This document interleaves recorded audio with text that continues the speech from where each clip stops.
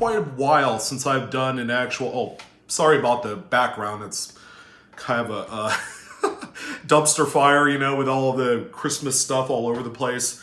But anyways, it's been a while since I dipped in the old mailbag and pulled out something that we could use on a video. By the way, there was a lot of great stuff coming in through the email.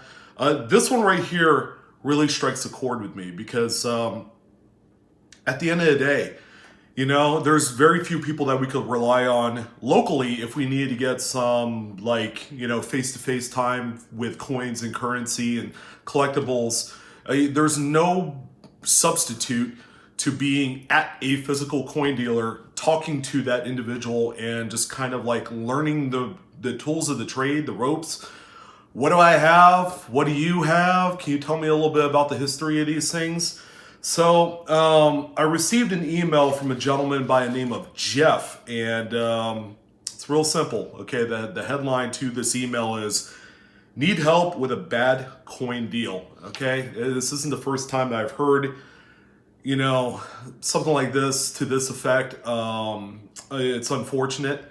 This one is a little bit unique. It's a different circumstance, and I think because we're living in an age where everything is kind of like, you know, everything's fast forward through the internet and e-commerce, and, you know, Amazon's a big thing today, and eBay and all that. This one right here is kind of like a new trend, all right? Not new to me. I've known about this type of sales, I guess, but let's go ahead and dive right into it, okay? So, hi, Sean. My name is Jeff, okay, with a G, kind of different. I'm a longtime follower of your work. I recently met with a local coin dealer that I've used and trusted for over 10 years to consign my collection of gold coins and Morgan dollars. I needed to do this to help with legal fees from a partnership that went sour. Okay, that's a pretty good reason. After doing some homework, I found my small collection to be worth about $8,200. Of course, this is a Red Book value estimate, so keep that in your brain as I go through this email. I don't have anything that is certified. All the coins are in plastic flip holders, okay, so they're all raw. Nothing's graded by PCGS or NGC. Anyways, Tom at the shop had explained to me that his shop does a lot of online auction business. He offered to sell my coins through the power of the internet, with only paying the eBay fees and a 20% consignment fee based off of the total amount sold of that item. I didn't sign anything for the agreement. It was a handshake deal, only because he and I have had an outstanding relationship. Okay, there is point number 2. I agreed. He had all of the coins sold in 12 days at the beginning of October. Here's where it gets pathetic, and he actually used the word pathetic in all this. I ended up with a check in the amount of $1,922 after fees. Tom provided me with a spreadsheet with the details of each coin sold, okay, and then the breakdown of the fees and whatnot. Here's the problem. He worked in a short 3-day auction for the group. Okay, so a 3-day auction is not something that you want to do when you're selling not just coins, but anything. Okay, your amount of the length of exposure to an item is a lot less. Okay, something might sell for $100 through a 3-day, where if you went a 7 or 10-day, you probably reach double that, you know. So, 3-day auction for the group, which led to a much lower values. In addition, Tom was paying back monies to a PayPal working capital loan that he had taken out. I didn't know they did stuff like that. Must be new. And also factored those fees into the final money that I would receive. Man, I would have liked to have known that. So that's point number 3 in all this. All in all, I felt like I got worked over really bad, and now I have a bad experience with this dealer that I've known for over a decade. The relationship is fractured. Is there anything I could do to recoup any of this money? Regards, Jeff R. Holy crap.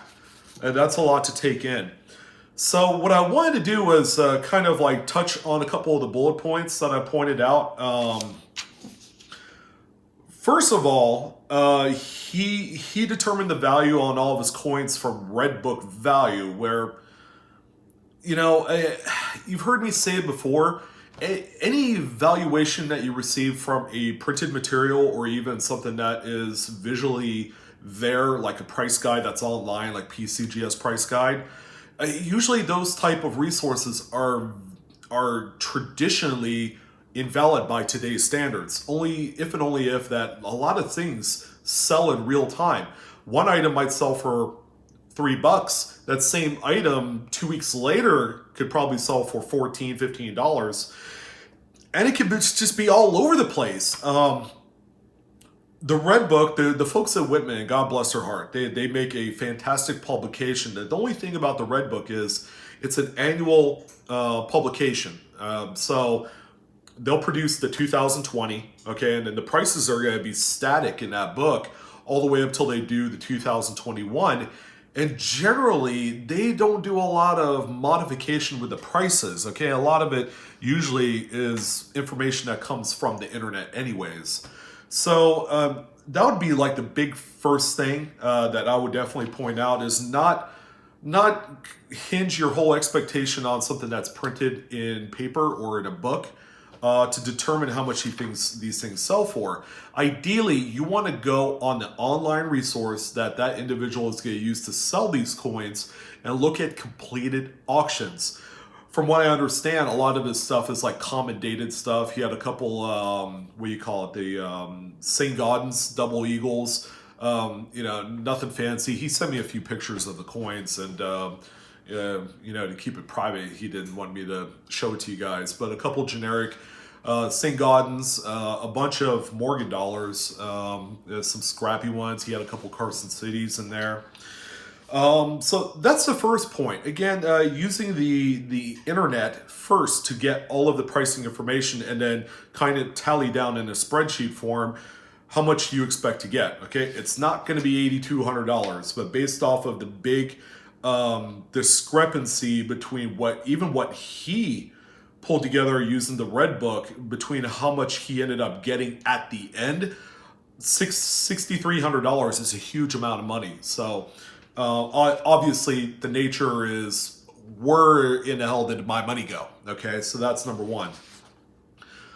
So the second thing that I wanted to address was, okay, this is kind of like a new age way of like selling, because a lot of dealers, okay, whether it's a coin dealer, a comic book shop, someone who deals in sports cards, antique arms and armor, antiques, even anything vintage musical instruments, old guitars, things like that. The thing about these shops is they don't rely on foot traffic to come into a brick and mortar. That's kind of like the old school mentality. Okay, it would be a fool's errand to believe that 100% of your business really truly comes through the door every single day. You're just leaving yourself up for a lot of disappointment if you did that, especially in today's e-commerce landscape where a lot of people, over 60-70% of people actually do the research online, and oftentimes they'll just buy it from there, okay, and then just pay the shipping. It's the convenience of shopping from home is what it's all about. So that's what a lot of just a bunch of collectible shops are doing today. Okay, the problem here is that he did not receive anything in writing. Okay, a contract, an agreement of some sort is legally binding. So let's say Tom's shop, okay, which will remain nameless, okay, had drafted out a contract, okay, and had said, well, this is my fees I charge. I am going to charge you the percentage of the eBay fee, the final value fee, and I'm also going to take a cut of 20% of the total amount for profit for me. Okay, that's going to be my fee. But what is also in here that plays a huge role is this PayPal working capital loan that he's paying back, and apparently that comes right off the top of your sale. So if you sell something for $1,000, they're going to take off, I guess, a percentage of that sale and dump it into paying back that working capital loan by PayPal. This is something relatively new, but it's a way of people to help, I guess, get some money to help grow their business. In this case, it sounds like this coin shop was biting off a little bit more than he could chew because he had to take out a working capital loan to begin with. So if he only had a an actual signed agreement or a contract, okay, then there would be a lot of transparency. You would know, bam, bam, bam, this is what I'm gonna get charged for, this is how much I expect to make, and that's it. Okay, another thing that didn't exactly go well was the actual duration in which these coins were going to be sold. They were sold on eBay as a standard auction format for 3 days, which is going to take, again, a lot of the exposure off of the sale. So you're going to sell your items for generally a heck of a lot less than what you would normally get for such an item. Okay, so that's another thing to keep in mind. So in the end, he also asked, is there anything I can do to recoup any of this money?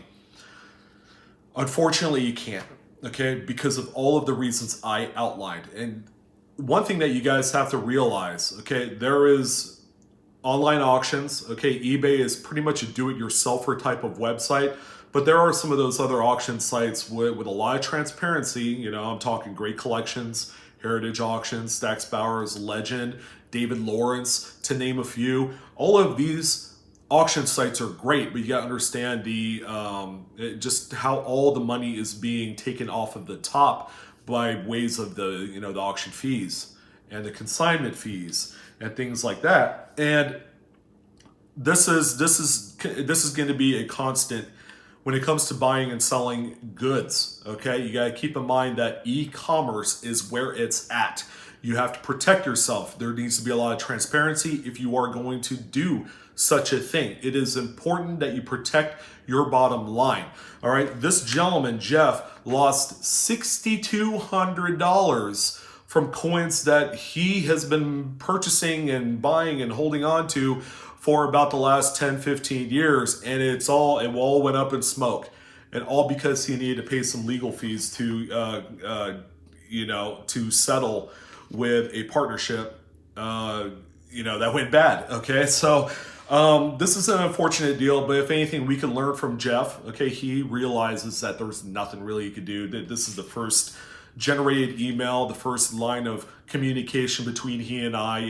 We just talk, and there's a lot of things that he did wrong. He put way too much trust into a coin dealer. Keep in mind, it's a fight or flight scene. Okay, if coin dealers did not do any e-commerce, okay, they will not survive, all right? Coin shops, comic book shops, antique stores are dying by the year. There's a lot of them that are closing their doors because they are not adapting, okay? It's kind of like the old Sears and Kmart model that's happening right now, okay? They are underwater, all right? And it doesn't matter how much money they inject into the business, that ship has long sailed. Okay, and the same premise goes to a lot of these coin shops. You coinaholics, protect yourself. Get everything in writing, or else you're going to end up like Jeff. Okay, and his final message, okay, as of this morning, okay, we had our last line of communication. Jeff, thank you, sir, by the way, for allowing me to share this with everyone. Protect yourself. Okay, you spent lots of time and money to assemble a collection. It doesn't matter what size. You need to make sure that you are easy. Everything is going to be easy.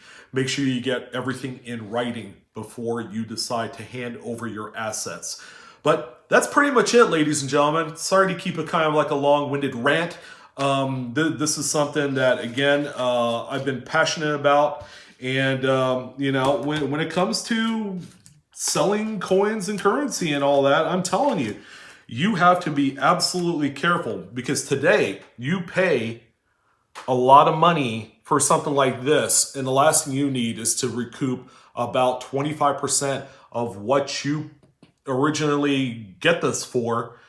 And that's that, okay? You want to make sure that you get as much money as you can, even in the most dire of circumstances. The good thing about being into coins and currency is that there's always going to be value with these things. All right, it's not like buying a purse or a pair of jeans or something that's going to disappear in a year because it gets used and abused. All right, these collectibles are a tangible way of kind of putting and just traveling money into a certain asset, and it stays there, and the values may go up, they may stay the same, they might drop a little bit, but the rest assured, a lot of the value is always going to be there, ladies and gentlemen. Be sure you protect yourself when you're out there doing business, even with your favorite coin shop that you've worked with for 25 years. Okay, you don't know their books, their bottom line. They may be struggling, okay, and they're gonna do everything they can. This gentleman had a PayPal working capital loan, so things aren't so good, okay, but you need to know that up front. You guys take care. As always, Coinaholics, we are discovering together. Like, share, subscribe, hit the bell for instant notifications. Spit comes flying out of my mouth. That's right, baby. It's Christmas, and that's what I do. I spit all over the place because I am passionate about my stuff. Yeah.